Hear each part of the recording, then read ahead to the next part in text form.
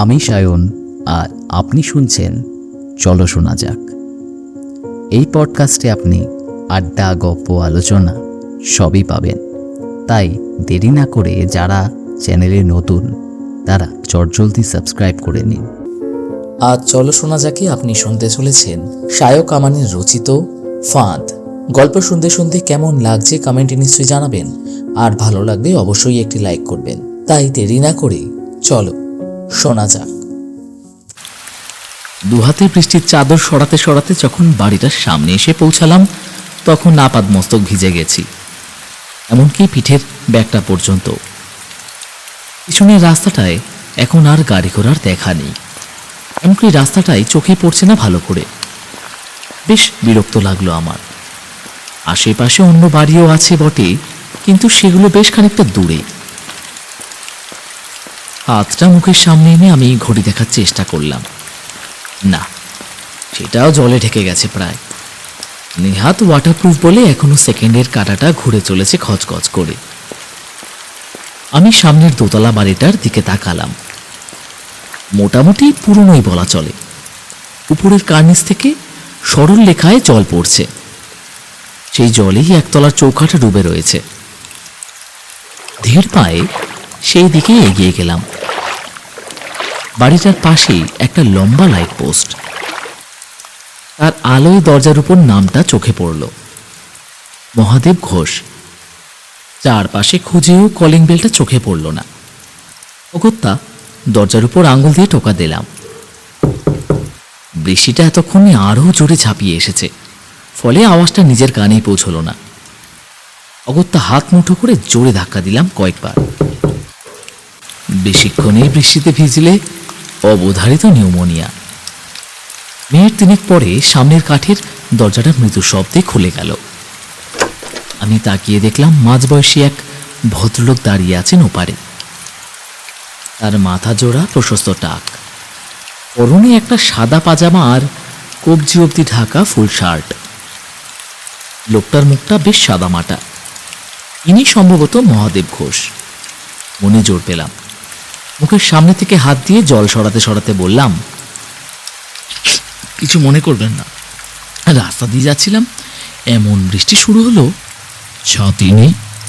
আমার কথা শেষ হবার আগেই বলে উঠলেন ভদ্রলোক। প্রথমত খেয়ে একটু থেমে গিয়ে বললাম, আসলে যখন আমি বেরিয়েছি তখন ঝাঁঝালো রোদ ছিল, তাই আর খেয়াল ছিল না। তা বললে পরে হয়?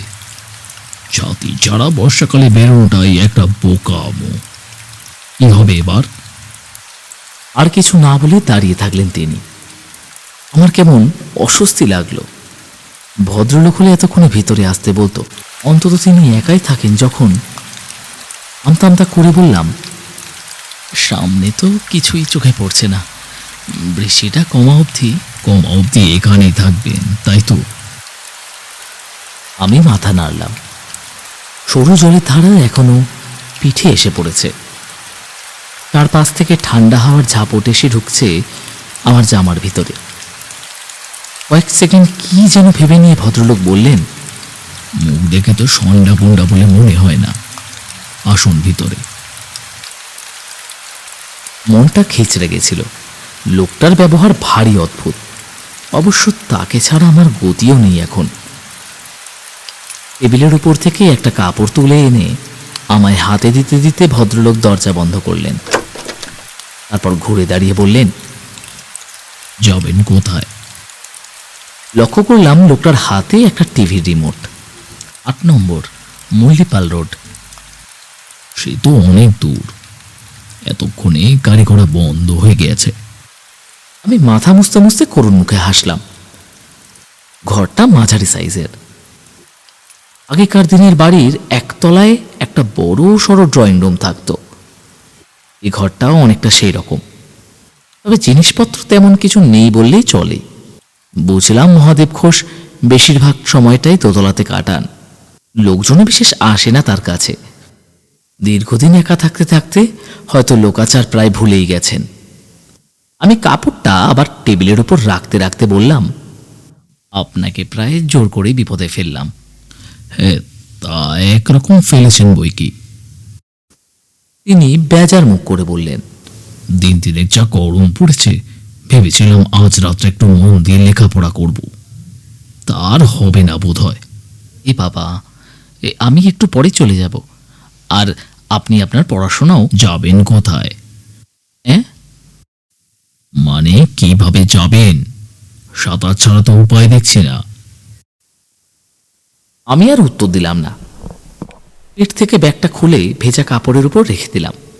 মহাদেব চেয়ারে বসতে বসতে বললেন, বিনয় জিনিসটার কোনো সায়েন্টিফিক ভ্যালু নেই, জানেন তো। এমনকি সাইকোলজিক্যালি যদি দেখেন। আমি ধীরে ধীরে উল্টো দিকের চেয়ারে এসে বসে পড়লাম। বুঝলাম তিনি নিজে থেকে প্রায় কোনো ভদ্রতাই করবেন না। পকেট থেকে মোবাইলটা বার করে একবার দেখে নিলাম। 2 মিসড কল। ফোনটা যে এখনো চলছে এই আমার সৌভাগ্য। ঘরের ভিতরে একখানা মোমবাতি জ্বলছে, চতুর্দিকটা ঢেকে আছে হলুদ আলোয়, অথচ দোতলা সিঁড়ি সাদা টিউবলাইটের আলো এসে পড়েছে, অর্থাৎ লোডশেডিং হয়নি। আশ্চর্য, একতলায় কি একটা বাল্বও লাগাননি ভদ্রলোক? সামনের চেয়ারটায় বসে এখনো কি যেন বলে চলেছেন তিনি। আমি এবার মন দেওয়ার চেষ্টা করলাম। এই সবই হলো ইমোশন, আর ইমোশন মানেই হলো মানুষের দুর্বলতা। এই দেখুন, আপনাকে এই বৃষ্টিতে ভেজতে দেখে আমার মায়া হলো, আমিও আপনাকে ভিতরে ডেকে নিলাম। এবার ধরুন আপনি হলেন জেল পালানো দাগি খুনি। আপনি আমার গলা কেটে খুন করে ঘরে যা আছে সব নিয়ে চম্পট দিলেন। আমার একবার বলতে ইচ্ছা করলো যে আপনার ঘরে আছেটাই বা কি যে নিয়ে পালাবো, কিন্তু শেষ মুহূর্তে নিজেকে সামলে নিয়ে বললাম, বুঝতে পারছি আপনি বিরক্ত হচ্ছেন। আসলে আমি ভাবলাম আপনি একা থাকেন। তাই খুন করাটাও সহজ হবে। এ বাবা, না না। আরে জানি জানি সবই, তা দাগিয়ে আসামি নাও যখন তখন তুমি করো কি? এতক্ষণে আমার ভিতরে রসস্তিটা একটু কমলো। হেসে বললাম, এই একটু আধটু লিখি ঠিকই। মানে সাহিত্যিক? হ্যাঁ, এর থেকে তো জেল পালানো আসামি হলে নিশ্চিত হতাম। আমি আবার থতমত খেয়ে বললাম, কেন বলুন তো? কেন আবার কি? এই যে এত গাদা গুচ্ছের মানুষ চলে গল্প, কবিতা, নাটক এসব লিখে ফেলছে, কাগজপত্রে ছাপছে আর লোকে সময় নষ্ট করে পড়ছে, তাতে কার কি লাভটা হচ্ছে বলতে পারো? আমি অবাক হয়ে বললাম, এতে লাভ লোকসানের কি আছে? নেই। একটা গোটা জাতি খালি কবিতা লিখতে লিখতে ফুকে গেল। জগদীশচন্দ্র, সত্যেন বোস, যাদের রক্তে তারা মুখের রং মেখে মঞ্চে উঠে নাটক করছে। নাটক! আমার বেশ মজা লাগলো। সোজা হয়ে বসে বললাম, তা আপনি এসব লেখেননি কোনোদিনও? ভদ্রলোক বিমর্ষভাবে মাথা নামালেন। আর লিখেছি একালে, কিন্তু তখন আমি নেহাতি ছোট, তখন কোনো ঠিক বুলেট জ্ঞান হয়নি। তারপর মহাদেব ঘোষ আমার কথার উত্তর দিতে যাচ্ছিলেন, কিন্তু থেমে গেলেন। বাড়ির কোনো এক প্রান্ত থেকে অদ্ভুত এক শব্দ আসছে, যেন বড় চেহারার কোনো এক কুকুর আর্তস্বরে ডেকে উঠছে। আশ্চর্য, এই বাড়িতে যে কুকুর আছে সে কথা তো আগে বলেননি ভদ্রলোক। বার দুয়েক হয়ে থেমে গেল শব্দটা। কেমন যেন খটকা লাগলো আমার। মহাদেব বাবুর মুখেও ধীরে ধীরে কেমন যেন একটা ভয়ের রেখা ফুটে উঠছে। সেদিকে তাকিয়ে বললাম, আপনি কুকুর পোষেন নাকি? ওই না তো, ওটা মনে হয় পাশের বাড়ির। পাশের বাড়ি? সেটা তো অনেক দূরে। এত দূর থেকে কুকুরের ডাক এত জোরে শোনা যাচ্ছে, এ জানি, বড় চেহারার কুকুর হয়তো। আপনি আগে শোনেননি? না। বেশ বুঝতে পারলাম কিছু একটা আড়াল করতে চাইছে ভদ্রলোক। আমি আর বেশি উৎসাহ দেখালাম না। কুকুরকে যে আমি খুব একটা ভয় পাই তা নয়, কিন্তু আওয়াজ শুনে যে জাতের কুকুর মনে হলো তাতে তাকে সামনে দেখলেই যে কত সাহস থাকবে তাতে সন্দেহ। মহাদেব উঠে পড়লেন, দু পা এগিয়ে টেবিলের কাছে গিয়ে একটা জলের বোতল তুলে নিয়ে খানিকটা জল খেলেন। তারপর ঢাকনা আটকে বললেন, তুমি ডার্ক ম্যাটার সম্পর্কে জানো কিছু? কুকুরের ব্যাপারটাই ঘুরছিল আমার মাথায়। মাথা তুলে বললাম, কিসের সম্পর্কে? ডার্ক ম্যাটার বা কৃষ্ণ বস্তু। নামটা শুনেছি, কিন্তু ব্যাপারটা ঠিক বোঝার চেষ্টা করনি, তাই তো? আমি উত্তর দিলাম না। ভদ্রলোক এবার একটা এক পেশে হাসি হেসে মাথা নাড়াতে নাড়াতে বলল, তা না জানাটা দোষীর কি বলো? তোমার মতন মানুষদের সে কথা না জানলেও চলবে। অথচ আমি আমার গোটা জীবনটা ওই ডার্ক ম্যাটারের পিছনে দড়ি কাটিয়ে দিয়েছি। বলেন কি, আপনি বিজ্ঞানী? আমি অবাক হয়ে জিজ্ঞেস করলাম। তা বলতে পারো, তবে পেশাদারি বিজ্ঞানী আমি নই। যখন যে ভূত মাথায় চাপে তখন সেটা নিয়ে আমি মেতে উঠি। একসময় তো তার গল্প কবিতা লিখতাম, আর সেটা গিয়ে জ্যোতিষ চর্চার দিকে ঝুঁকলাম। কিছুদিন পড়াশোনা করতেই বুঝলাম ওসব সির্ফ গাঁজাখড়ি। তবে পড়াশোনা যে একেবারে বৃথা গেল তা নয়। জ্যোতির্বিদ্যা সম্পর্কে লেখা বেশ কিছু ম্যাগাজিন তখন প্রতি সপ্তাহে আমার বাড়িতে আসতো। তাতেই একদিন ডার্ক ম্যাটার নিয়ে একটা আর্টিকেল চোখে পড়ল। ব্যাস, আমাকেও এক নতুন ভূতে পেয়ে বসলো। তখন বয়স কম, পয়সা কড়ির অভাব ছিল না। আমি গবেষণা শুরু করলাম। ছোটখাটো কিছু ইনস্টিটিউট থেকে ডাকও পড়ল, মোটা মাইনের চাকরি।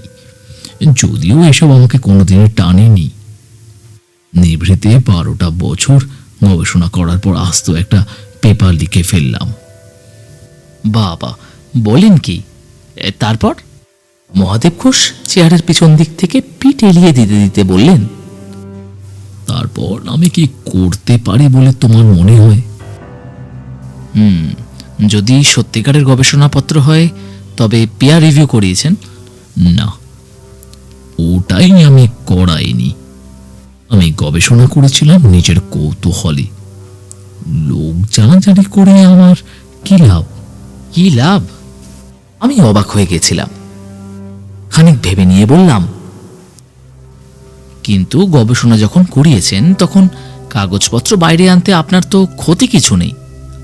বিশেষ করে মানুষের যদি তাতে উপকার হয়। ডার্ক ম্যাটার কি ওষুধপত্র যে মানুষের উপকার হবে? আর আমি অত লোকজন পছন্দ করি না।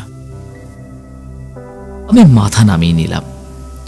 বুঝলাম লোকটার মাথায় কিছু একটা গন্ডগোল আছে, নাহলে এত কিছু নিয়ে পড়াশোনা করতে করতে একেবারেই খারাপ হয়ে গেছে মাথাটা।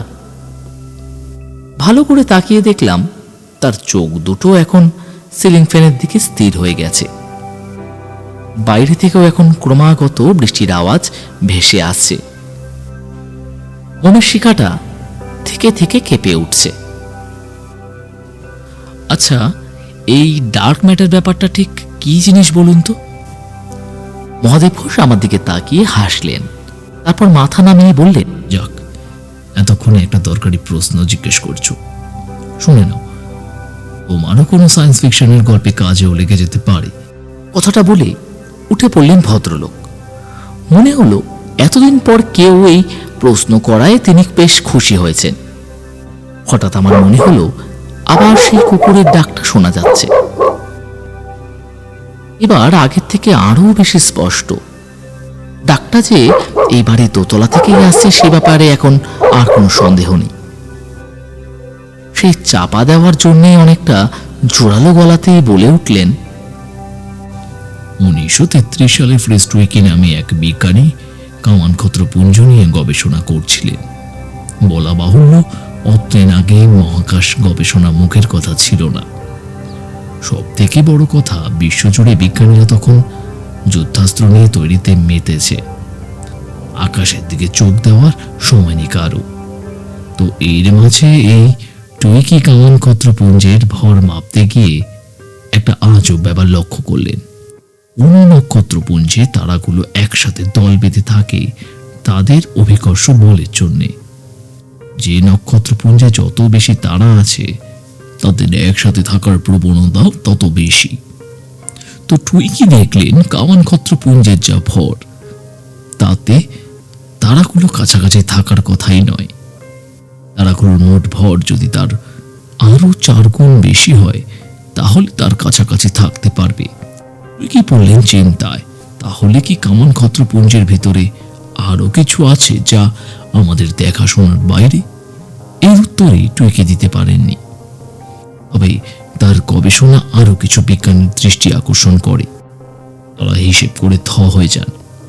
মহাবিশ্বের যা কিছু আমরা দেখতে পাই তার পরিমাণ মাত্র 5% এবং তার 5 গুণের বেশি অর্থাৎ 27% ডার্ক ম্যাটার। আমি কিছুক্ষণ চুপ করে বসে রইলাম। মহাদেব ঘোষ এখন টেবিলে ভর দিয়ে দাঁড়িয়ে আমার পিছনের দেওয়ালের দিকে তাকিয়ে আছেন। চোখ দেখে মনে হলো দেওয়ালের গায়ে অদৃশ্য কিছু দেখার চেষ্টা করছেন। কুকুরের ডাকটা এতক্ষণে থেমে গেছে। মিনিট কয়েক নিস্তব্ধে কেটে গেল। আমি নড়ে চড়ে বসে বললাম, তো গবেষণার কাগজপত্র এখনো আপনার কাছেই আছে? হ্যাঁ, ফেলে তো দিতে পারি না। উদাস গলায় বললেন তিনি। তারপর মন দিয়ে কি যেন ভাবতে ভাবতে বললেন, তুমি একটু বসো, আমি উপর থেকে আসছি। মহাদেব ঘোষ সিঁড়ি দিয়ে উপরে চলে যেতে আমি একটা দীর্ঘশ্বাস ছেড়ে পকেট থেকে ফোনটা বার করলাম। এতক্ষণে মিস কলের সংখ্যাটা বেড়েছে। চারপাশে একবার তাকিয়ে নিয়ে রিং ব্যাক করলাম। এলে কিছু? এখনো পাইনি, তবে আছে জানতে পেরেছি। একতলায় নেই?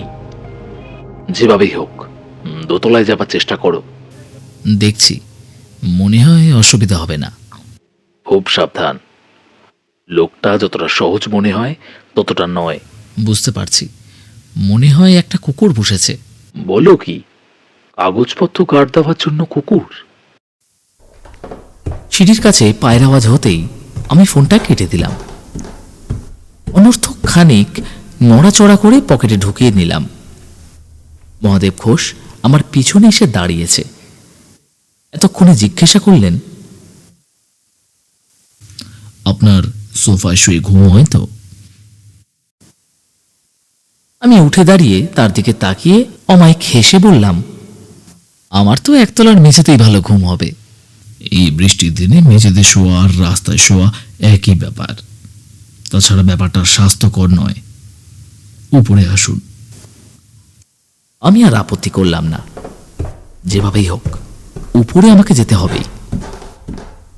অন্তত যে ঘরে তার কাগজপত্র থাকে সে ঘরে কিছুক্ষণের জন্য ঢোকাটা আমার দরকার। সিঁড়িতে পা রেখে জিজ্ঞেস করলাম, আচ্ছা, আপনি বললেন একটা না একটা নেশা সবসময় আপনার মাথায় চেপে থাকে। ডার্ক ম্যাটার নিয়ে আপাতত গবেষণা করছেন না মনে হয়। এখন তাহলে কি? আমার সামনে কয়েক ধাপ এগিয়ে এসেছিলেন মহাদেব ঘোষ। গম্ভীর গলায় উত্তর দিলেন, ট্র্যাপ, বা বাংলায় বললে ফাঁদ। উপরটা নিচতলার থেকে বেশ খানিকটা আলাদা। লম্বা প্যাসেজের একদিক থেকে লাইন দিয়ে 3টে ঘর।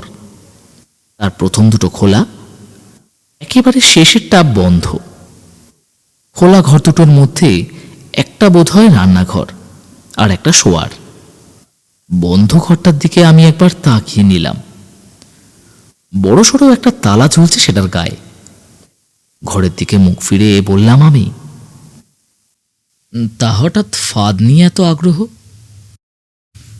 আগ্রহ হওয়ার মতোই জিনিস। এককালে কত বুদ্ধি খাটিয়ে কত ভাবনা চিন্তা করে এসব ফাঁদ বানানো হতো, তা নিজের চোখে না দেখলে বিশ্বাসও হয় না। আমি অবাক হয়ে জিজ্ঞেস করলাম, আপনি দেখেছেন নাকি সেসব? কিছু দেখেছি, তবে বেশিরভাগই পড়ে জেনেছি। মানে আপনি জঙ্গলেও গেছেন? কেন জঙ্গলে যাব কেন? না, মানে পশু জন্তু ধরার ফাঁদ তো জঙ্গলই দেখা যায়।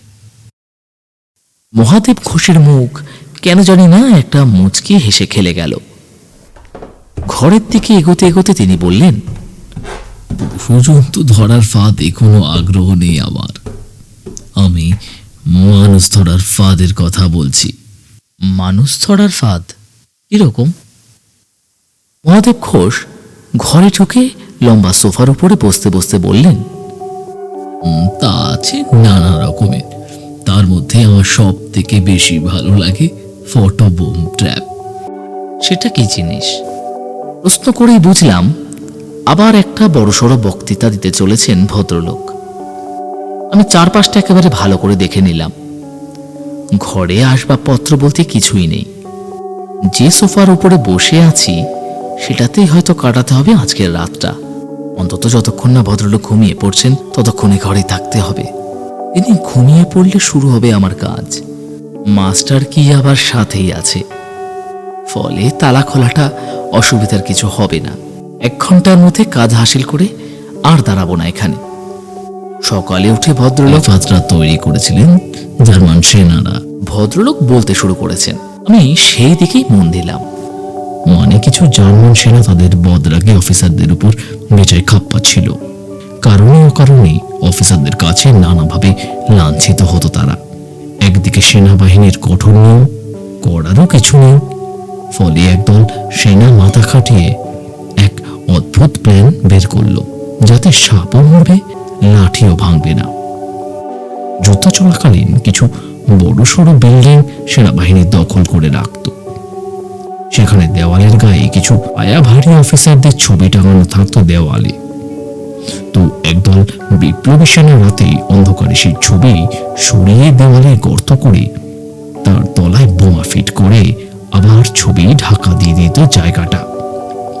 শুধু ঢাকা দেওয়ার সময় ছবিটা একটুখানি চোখে পড়ার মতন তেরচা করে লাগাতো। বোমাটা এমন ভাবে ফিট করা হতো যে তেরচা ছবিটাকেও সোজা করতে গেলে ফেটে যাবে বোমাটা, যাকে বলে ববি ট্র্যাপ। এবার মজাটা হলো, সাধারণ খাপ্পা সৈন্যরা সেনা অফিসারের বাঁকানো ছবি সোজা করতে যাবে না। সেটা করবে একমাত্র অফিসারের বাধ্য পাঁচাটা মিশোয়ারেরা বা অফিসার নিজে, আর সাথে সাথে বোমাও ব্লাস্ট করবে। ঘটনাটা শুনে আমি হা হয়ে গিয়েছিলাম।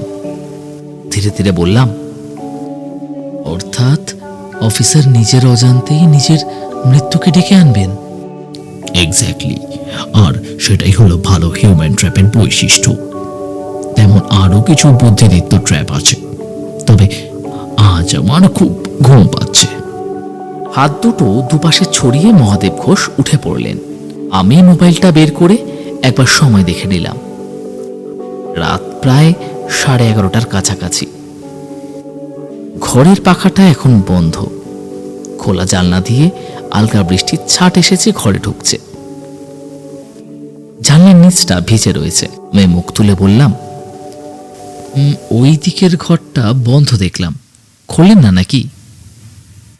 ওটা আমার লেখাপড়ার ঘর, দরকার না পড়লে যাই না ওখানে।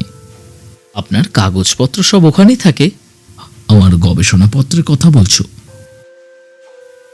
আমি একটু আমতা আমতা করে বললাম, শুধু তা কেন, সব মিলিয়ে বলছি। তবে ওটা দেখতে বেশ ইচ্ছেই করছে। একটু আগের সেই বিদঘুটে হাসিটা আবার হেসে ঘোষ বললেন, ওসব দেখে তোমার লাভ কি? সায়েন্সের লোক হলে তা অবশ্য ঠিক। আমি মাথা নামিয়ে নিতে ধীরে ধীরে ঘর থেকে বেরিয়ে গেলেন মহাদেব ঘোষ। যাওয়ার আগে বলে গেলেন যে রাতে কোনো দরকার পড়লে যেন তাকে না ডাকি। একবার ঘুম ভেঙে গেলে আর ঘুম আসতে চায় না তার। আমি মাথা নেড়ে জানিয়ে দিয়েছিলাম যে তেমন অসুবিধা হওয়ার সম্ভাবনা নেই। পাশের ঘরের দরজা বন্ধ হওয়ার শব্দ আসতেই আমিও ভেজিয়ে দিলাম দরজাটা। তারপর আবার পকেট থেকে বের করলাম মোবাইল ফোনটা। নম্বরটা কল লিস্টেই ছিল। রিডায়াল করতেই ওপাশ থেকে গলা শোনা গেল, কত দূর এগোলে? আশা করছি আজ রাতেই হয়ে যাবে। ঘরটা দেখেছো? না, তবে তালা দেখে মনে হচ্ছে খুলতে অসুবিধা হবে না। সেই ব্যাপারে তোমার উপর বিশ্বাস আছে আমার। Just be quick and be quiet. আর হ্যাঁ, হয়ে গেলে একটা ফোন করো। ফোনটা কেটে দিয়ে পাশে রেখে দিলাম সেটা।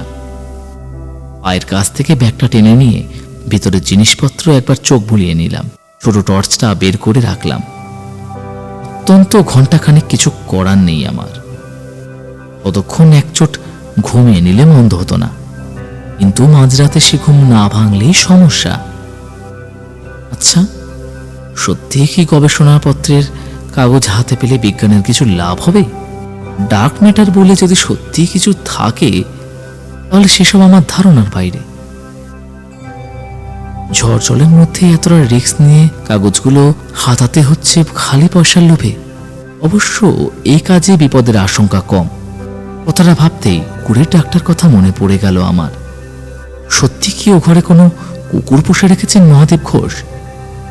সাধারণ কোনো কুকুর হলে তেমন ভয়ের কোনো কারণ নেই, কিন্তু কুকুরদের ঘুম খুব পাতলা। আমি ঘরে ঢুকলেই সে যদি চেঁচামেচি শুরু করে, তাহলে তো আর রক্ষে নেই। বেশ কিছুক্ষণ সেভাবে শুয়ে থাকতে থাকতে তন্দ্রা এসে গেছিল। এমন সময় মোবাইলটা কেঁপে উঠতে ঘুমটা ভেঙে গেল। হতমত খেয়ে উঠেই বসে আমি ঘড়ির দিকে তাকালাম। না, বেশিক্ষণ ঘুমোয়নি। রাত 1:30 বাজছে। এতক্ষণে হয়তো ঘুমিয়ে পড়েছেন ভদ্রলোক। এখন কাঁপছে ফোনটা। আমি সেটা কানে লাগিয়ে বিরক্ত গলায় বললাম, এতবার ফোন করলে অসুবিধা হয় খুব। একটা জিনিস কনফার্ম করার জন্য ফোনটা করলাম। কি জিনিস? বুড়ো আদৌ কোনো কুকুর পোষেননি। তাহলে ডাক শুনলাম যে। বলতে পারবো না, কিন্তু আমাদের ইনফর্মার জানাচ্ছে যে ও বাড়িতে কোনো কুকুর নেই। তাহলে কি আছে? বুঝতে পারছি না, তবে ভয় পাওয়ার মতন কিছু আছে বলে মনে হয় না। গো আহেড। সোফা থেকে উঠে পড়ে আমি ধীরে ধীরে এগিয়ে গেলাম দরজার দিকে। পিঠে ব্যাগ নিলাম, হাতে নিলাম টর্চটা। তারপর বিড়ালের মতন দরজা খুলে বাইরে বেরিয়ে এলাম। প্যাসেজটা আপাতত অন্ধকারে ঢেকে আছে, কোনো সাড়া শব্দ নেই। মহাদেব ঘোষের দরজার ভিতর থেকে বন্ধ, তার তলা দিয়ে আলো ঢুকছে না। ভদ্রলোক নাকি আপাতত ফাঁদ নিয়ে মেতেছেন। এইরকম খ্যাপাটে লোকের মাথায় কখন যে কি খেয়াল চাপে, তা আগে থেকে কেই বা জানতে পেরেছে। পকেট থেকে মাস্টার কি বার করে আমি ঘরের দরজার সামনে এগিয়ে দাঁড়ালাম। চাবিটা তালায় ভিতরে ঢোকাতেই একটু আগের শোনা সে কুকুরের ডাকটার কথা মনে পড়ে গেল আমার। কুকুর যদি ওখানে নাই থাকে, তাহলে আছেটা কি? দরজার উপরে একবার কান রাখলাম আমি। না, কোনো সাড়া শব্দ পাওয়া যাচ্ছে না। মনের জোরে ভর করে চাবিটা ঘুরিয়ে দিলাম। খচ করে একটা শব্দ করে খুলে গেল তালাটা। আমি 2 সেকেন্ড দাঁড়িয়ে অপেক্ষা করলাম। পাশের ঘর অবধি যাওয়ার কথা নয় শব্দটার, তাও সাবধানের মান নেই। ধীরে ধীরে কাঠের দরজা ঠেলে আমি ভিতরে ঢুকে এলাম। ঘরের ভিতরটা বাইরের লাইট পোস্টের আলোতে ঢেকে আছে। কুকুর বা বড় জাতের কোনো প্রাণী চোখে পড়ল না। জানলাটা খোলা। একটা কথা ভেবে কেমন যেন একটা খটকা লাগলো আমার। ঘরের নিচে ভিজে নেই, অর্থাৎ বৃষ্টি হওয়ার সময় বন্ধই ছিল জানলাটা। ঘন্টাখানেক হলো বৃষ্টি থেমেছে, তারপরেই কি কেউ এসে জানলাটা খুলেছে? তবে কি মহাদেব ঘোষ এখনো ঘুমননি? দরজার দিকে আর একবার তাকালাম আমি। আগের মতোই অন্ধকার জমাট বেঁধে আছে সেখানে। ব্যাপারটা মন থেকে সরিয়ে আমি ঘরের ভিতরের দিকটা ভালো করে খুঁজতে লাগলাম। ছোটখাটো 2-1টা পড়ার টেবিল চোখে পড়ছে। তার উপরে কিছু কাগজপত্র আছে বটে, কিন্তু সেসব দরকারি কাগজ বলে মনে হলো না। জানলার ধার ঘেঁষে 2টো কাঠের আলমারি আছে, সেগুলোর দিকে এগিয়েই গেলাম আমি। আমি যা খুঁজছি সেটা এখানে থাকার সম্ভাবনাই বেশি। আলমারির দরজা ভেজানো ছিল, সেটা টেনে খুলতেই হতাশ হলাম। কিছু পুরনো জামা কাপড়ের ভিড় করে রাখা আছে। 2-1টা মেয়েদের জামা কাপড় রাখা আছে তার ভিতর। একটা সময় যে ভদ্রলোক সংসার করার চেষ্টা করেছিলেন তা বোঝা যায়। আমি একটু হেসে পাশের আলমারিটার দিকে সরে এলাম। দেখে বোঝা যায় আগের থেকে এই আলমারিটা বেশ ব্যবহার করেন তিনি। হাতল ধরে টানতে এটাও খুলে গেল। অন্ধকারের ভিতরে অবাক হয়ে দেখলাম রাশি রাশি ফাইল সাজানো ভিতরের দিকটায়। সব মিলিয়ে অন্তত 100-2 কম হবে না। নিচের দিকের ফাইলগুলো ধুলো পড়ে গেছে। তার ভিতর থেকেই একটা টেনে নিলাম আমি। বাইরের দড়ি খুলে ভিতরের দিকে উকি দিয়েই আবার হতাশ হলাম। কাঁচা হাতে আঁকা কিছু পোর্ট্রেট আছে সেখানে। নিচে আঁকিয়ে নাম সই করা আছে, এম ঘোষ। এই উত্তেজনার মুহূর্তেও ভারী অবাক লাগলো আমার। এককালে সাহিত্য করেছেন, ছবি এঁকেছেন, রীতিমতন বিজ্ঞান চর্চা করেছেন, অথচ কোনো কিছু নিয়েই বেশি দিন থেমে থাকেননি। ফলে একসময় গিয়ে সব কাগজপত্রেই এখানে স্থান পেয়েছে এই আলমারিতে। ছবির পাশের ফাইলগুলোতে কিছু কবিতা আর সাহিত্য চর্চার নিদর্শন। সেগুলো আবার আগের মতন রেখে দিলাম আলমারির দিকে। হাত বাড়াতে যাব এমন সময় একটা চেনা ডাক কানে আসতে আমার বুকের রক্ত ঠান্ডা হয়ে গেল। কাপা কাপা পায়ে পিছনে ঘুরে দাঁড়াতেই আমি অবাক হয়ে গেলাম। কি আশ্চর্য, সমস্ত ঘরে আমি ছাড়া কোনো প্রাণী নেই। আওয়াজটা তবে আসছে কোথা থেকে? মিনিট খানেক সেই রকম স্তম্ভিত হয়ে দাঁড়িয়ে রইলাম। এমন সময় দরজার দিক থেকে একটা গলা ভেসে এলো। তুমি যা খুঁজছো তা এ ঘরে নেই। সেদিকে তাকিয়ে দেখলাম দরজার গায়ে একটা ইঞ্চি 3 পাল্লা সরে গেছে। আমার টর্চের আলোয় মহাদেব ঘোষের মুখের মাঝখানটা স্পষ্ট দেখা যাচ্ছে সেখানে। খচ করে একটা আওয়াজ হতে বুঝলাম বাইরে থেকে ঘরের তালা বন্ধ করে দিয়েছেন ভদ্রলোক। আপনি আপনি তো ঘুমিয়ে পড়েছিলেন। এবার চাপা হাসির শব্দ শোনা গেল। শিকারের গল্প পড়ো। সেই যে গাছের নিচে টোপ দিয়ে শিকারী সারা রাত মাচায় বসে অপেক্ষা করে কখন বাঘ ফাঁদে পড়বে। মহাদেব ঘোষের চোখ দুটো উজ্জ্বল হয়ে গেছে। প্রচন্ড অস্বস্তি শুরু হয়েছে আমার। টর্চ নামিয়ে নিলাম। যাই হোক, বাঘের কথা মনে পড়ল। বাঘের ডাক শুনেছ কখনো কাছ থেকে? কথাটা শেষ হতেই ঘরের ভিতর থেকে একটা তীব্র চিৎকার ছড়িয়ে পড়ল। বাঘের ডাক! আমি ভয়ে পিছিয়ে এসেছিলাম, কিন্তু এতক্ষণ শব্দের উৎসটা চিনতে পেরেছি আমি। ঘরের ভেতরেই কোথাও লুকোনো স্পিকার থেকে আসছে শব্দগুলো, কিন্তু সেগুলো চলছেই বা মুহূর্তে মনে পড়ে গেল রিমোট কন্ট্রোল। ঘরে ঢোকা মাত্রই মহাদেব ঘোষের হাতে রিমোট কন্ট্রোল দেখেছিলাম, কিন্তু একতলায় একটাও টিভি দেখিনি। এটা ভালো ফাঁদের বৈশিষ্ট্য কি জানো? শিকার নিচে একটু একটু করে এসে ধরা পড়বে, কখনো লোভে আবার কখনো নয়। তুমি অবশ্য আমার গবেষণার টাকার জন্য চুরি করছো না নিজের নামে চালাতে চাইছো তা আমি জানি না। তাও কিন্তু এটুকু বলতে পারি, এই ঘরে সেসব কিছু নেই। আপনি মিথ্যা বলছেন। আমি মাথা নিচু করে বললাম। কথাটা হয়তো ভালো করে খেয়াল করেননি মহাদেব ঘোষ। তিনি পাল্লায় কান রেখে বললেন, কি বললে? বললাম এখন আপনি মিথ্যা বলছেন। কাগজপত্র আপনার এই ঘরেই আছে। ও তাই নাকি? কি করে বুঝলো? আমার মন বলছে যে আলমারির পুরনো জামা কাপড় রেখেছেন, তার ভিতরেই আছে কাগজগুলো। জামা কাপড়গুলো আপনার বিগত জীবনের স্মৃতি বহন করেছে, কাগজগুলো তাই। সেইগুলো সাধারণ কাগজের সাথে রাখবেন বলে মনে হয় না। আবার সেই চাপা হাসিটার শব্দ শোনা গেল।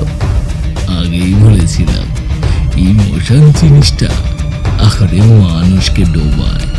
বেশ, এত নিজের উপর বিশ্বাস যখন, আজ রাতটা এই ফাঁদে আটকা পড়ে ঘর নিয়ে খুঁজে দেখো। যদি পাও সে কাগজ তোমার। আমি আর কিছু বললাম না। খানিকক্ষণ পরে ওপাশ থেকে আবার কথা শোনা গেল। আমি ভোর ঠিক 6:30 ঘুম থেকে উঠি। কাল সকালে উঠতে একটু দেরি হবে হয়তো। ঘুম ভাঙার পর আমি তোমার দরজা খুলে দেব। ততক্ষণ সময় আছে তোমার হাতে, খুঁজে বের করো। টর্চটা দরজার দিকে ফেলতে আর তাকে দেখতে পেলাম না। আমি আমাকে চ্যালেঞ্জ করেই দরজা থেকে সরে গেছেন। আমি ধীর পায়ে এগিয়ে এসে পড়ার টেবিলে এসে বসে পড়লাম। দ্রুত কতগুলো ভাবনা আসছে মাথায়। সবার আগে এই ঘরের আলোটা জ্বালা দরকার। বেশ খোঁজাখুঁজির দরকার আছে বলে মনে হয় না। পকেট থেকে পেন বার করে টেবিলের ওপর রাখলাম আমি।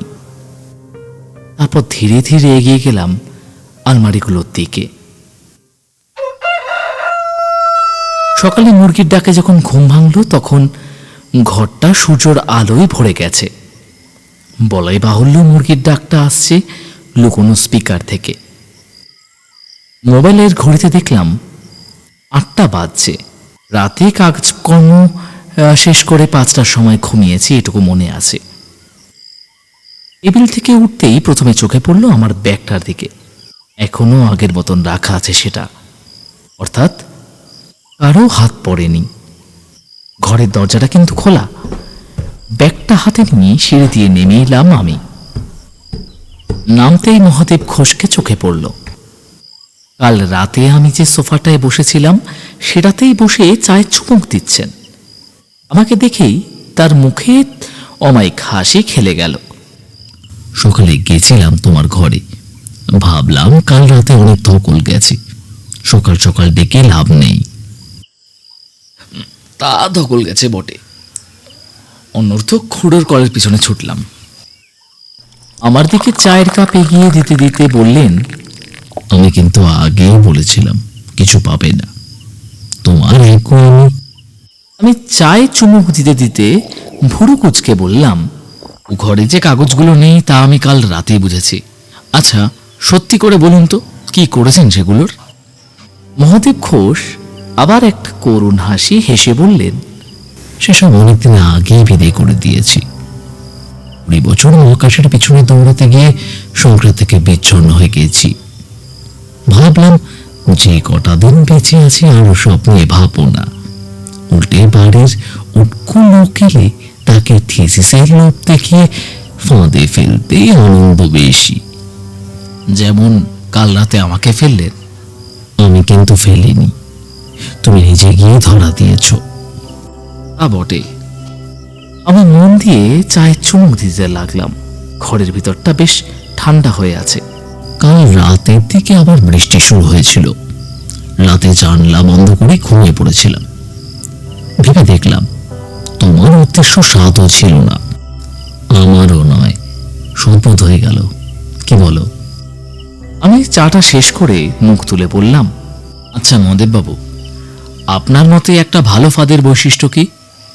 ওই যে কাল রাতে বললাম, শিকার নিজের ইচ্ছায় এসে ধরা দেবে। ও আমার মনে একটা ভালো ফাঁদের শিকার বুঝতেও পারবে না সে ফাঁদে পড়েছে। যা, তা আবার হয় নাকি? কি জানি। চায়ের কাপটা রেখে আমি উঠে পড়লাম। ব্যাগটা দুকাতে নিতে নিতে বললাম, আজ চলি তাহলে। হ্যাঁ, সেই ভালো। নিজের উপরে বিশ্বাস হয় না আমার, কখন কে ফাঁদে ফেলে দিই।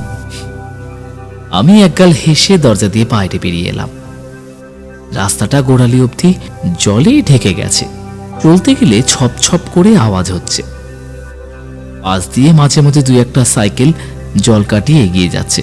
সেই জলের ঢেউ এসে লাগছে আমার পায়ে। সেইভাবেই খানিকটা এগোতে এগোতে মনে হলো মোবাইলটা কেঁপে উঠছে। সেটা কোনো মতে পকেট থেকে বার করে দেখলাম ফোন আসছে। রিসিভ করে বললাম, বলুন। এলে ওগুলো? আমি চারিপাশটা একবার দেখে নিয়ে নিচু গলায় বললাম, পেয়েছি। জানতাম তোমাকে কাজ দেওয়া মানে তুমি করেই ছাড়বে। কত পাতা? 100-2 হবে। কাল সারা রাত টুকতে গিয়ে আমার হাত এখনো অবশ হয়ে আছে। কি নিয়ে লেখা? মেনলি সামাজিক, তার মধ্যে প্রেম, চাওয়া পাওয়া, সম্পর্কে টানাটানি এইসবও আছে, এটুকু বলতে পারি। আপনার কাটতে কম হবে না। সে আর বলতে মহাদেব ঘোষের উপন্যাস বলে কথা। পুজো সংখ্যাটা জমে যাবে। সে জমান, আমি আধ ঘন্টার মধ্যে যাচ্ছি, টাকাটা রেডি রাখুন। ফোনটা রেখে দিয়ে পকেটে ঢুকিয়ে নিলাম আমি। তারপর আবার জল কাটিয়ে হাঁটতে লাগলাম। এতক্ষণ চলো শোনা যাকে আপনি শুনছিলেন শায়ক আমানের রচিত ফাঁদ। আজকের গল্পটি কেমন লাগলো কমেন্টে নিশ্চয়ই জানাবেন, আর ভালো লাগলে অবশ্যই একটি লাইক করবেন। চ্যানেলে নতুন হলে অবশ্যই একটি সাবস্ক্রাইব করে রাখবেন। আমাদের সাথে থাকুন এবং পাশে থাকুন, আর শুনতে থাকুন চলো শোনা যাক।